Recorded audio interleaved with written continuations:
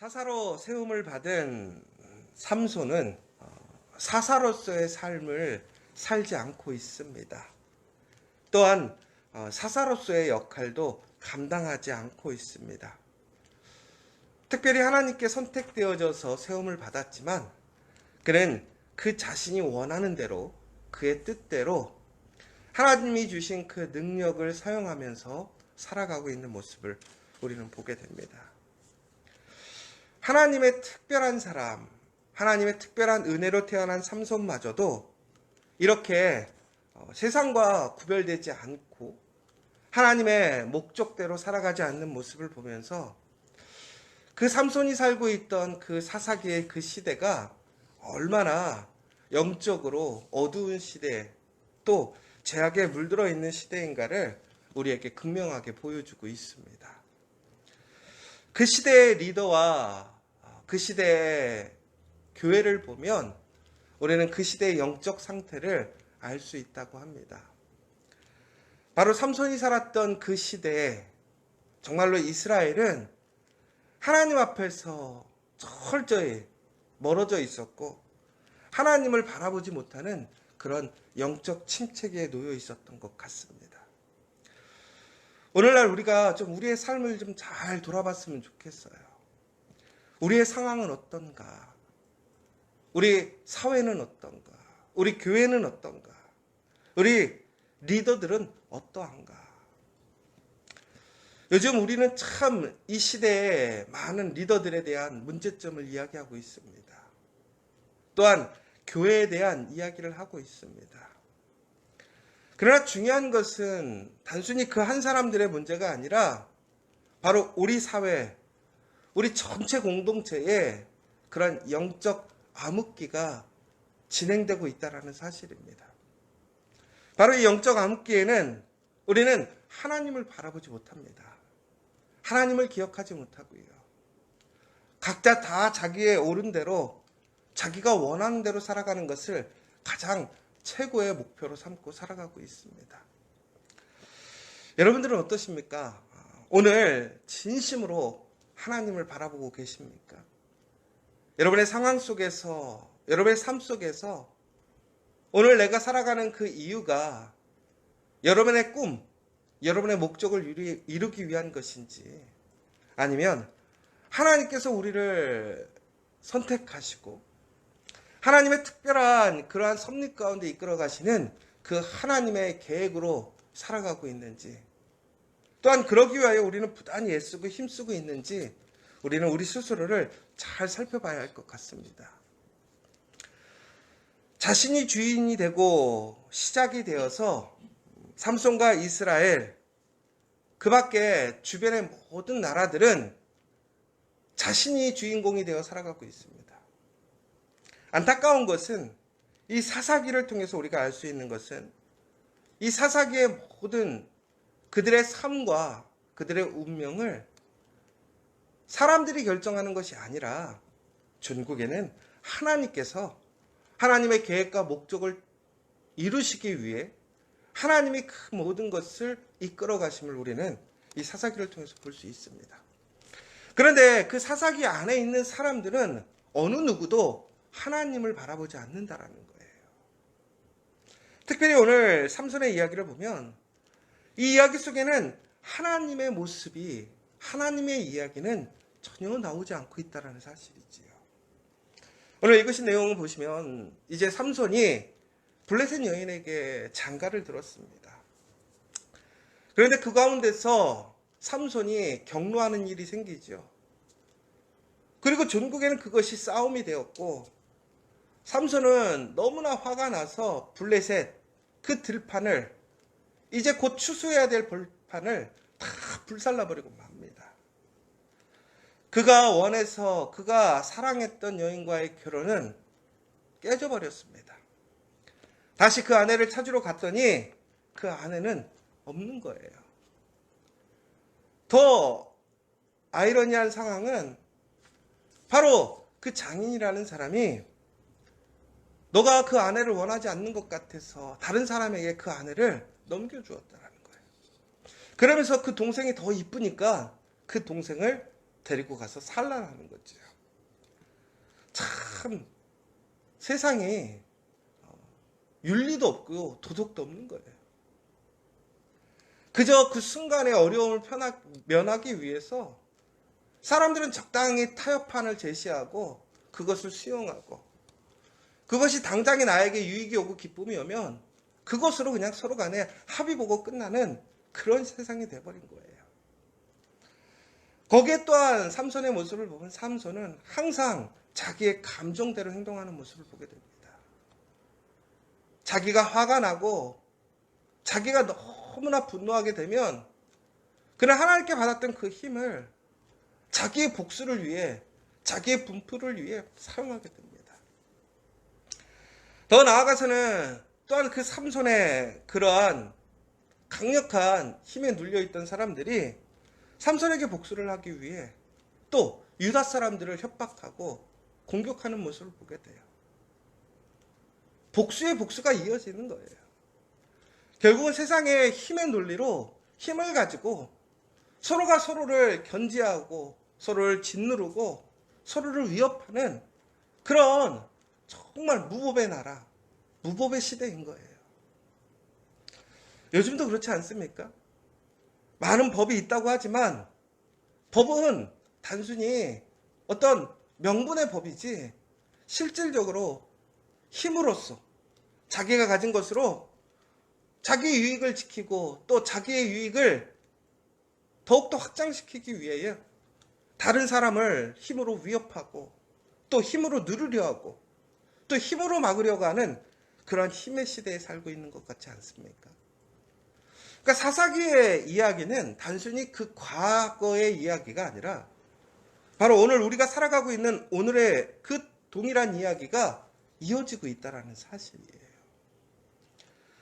그러면서 정말로 하나님 없이 모든 것들이 인간들의 그러한 무질서와 탐욕과 그들의 감정대로, 그들의 생각대로 이끌어가는 것 같지만 하나님은 바로 이러한 사람들을 또한 움직이시고 또한 그들의 모습을 이용하셔서 전국에는 하나님의 계획과 목적을 성취시키시는 것을 보게 됩니다. 하나님께서 삼손을 세웠던 이유는 바로 하나님의 이스라엘 백성들이 블레셋에게 억압을 당했어요. 그런데 그 이유는 바로 그들이 하나님 앞에서 악을 행했기 때문에 하나님께서는 이스라엘을 징계하심을 통해서 이스라엘이 하나님을 바라보기를 원하셨던 것이죠. 그런데 이스라엘 사람들은요, 그 상황 속에서 하나님을 바라보지 않습니다. 그저 그 상황에 그들은 안위해버리고 적응해버렸어요. 그 불의하고 불법적인 것, 그들이 빼앗겼던 것, 그들이 살아가야 될 삶의 모습을 잃어버린 채 그것을 그들은 그냥 수용하고 살아가고 있는 모습을 보게 되는 것이지요.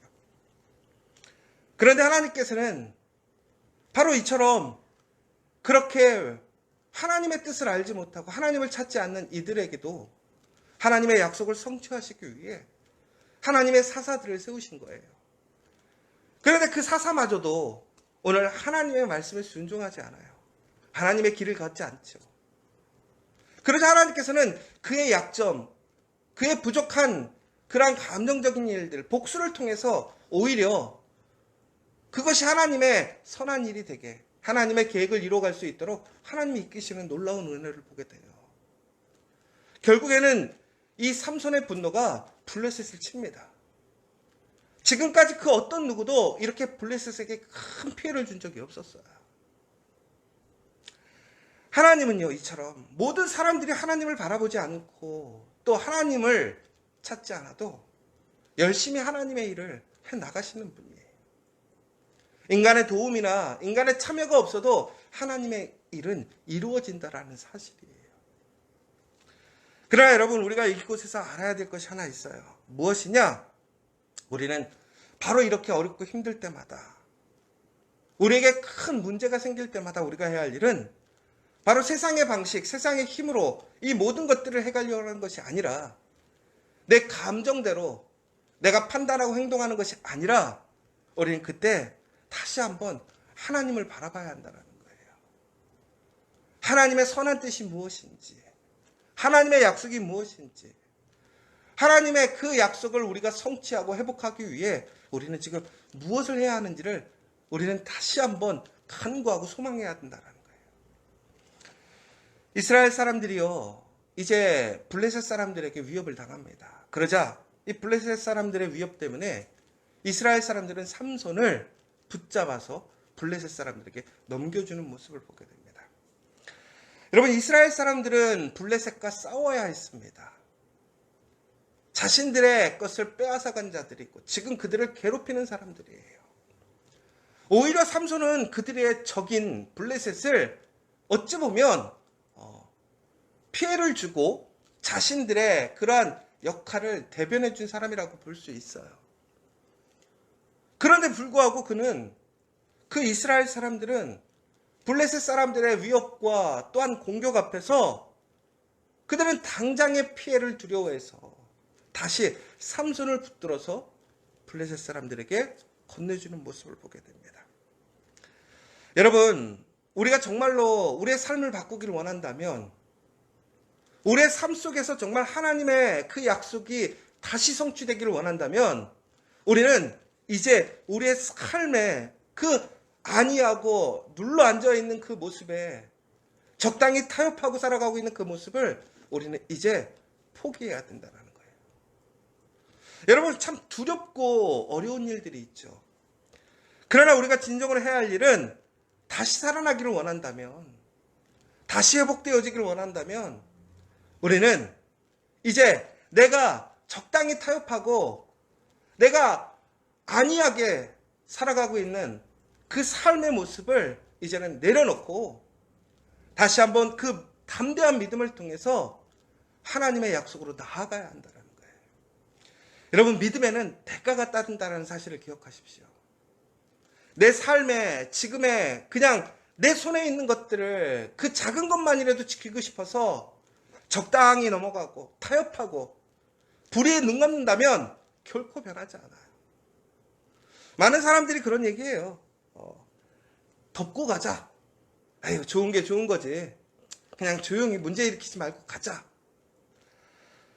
여러분, 우리가 어떠한 문제를 일부러 만들어내는 것 참 문제가 있어요.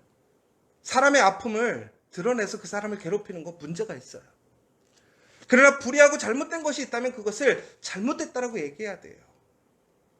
그러나 그것을 단순히 내 상황의 어려움 때문에, 불편함 때문에, 오해 때문에 우리가 가만히 있는다고 한다면 결국에는 우리는 영적인 그 침체와 어두움 속에서 더욱더 깊이 들어가고 마는 거예요.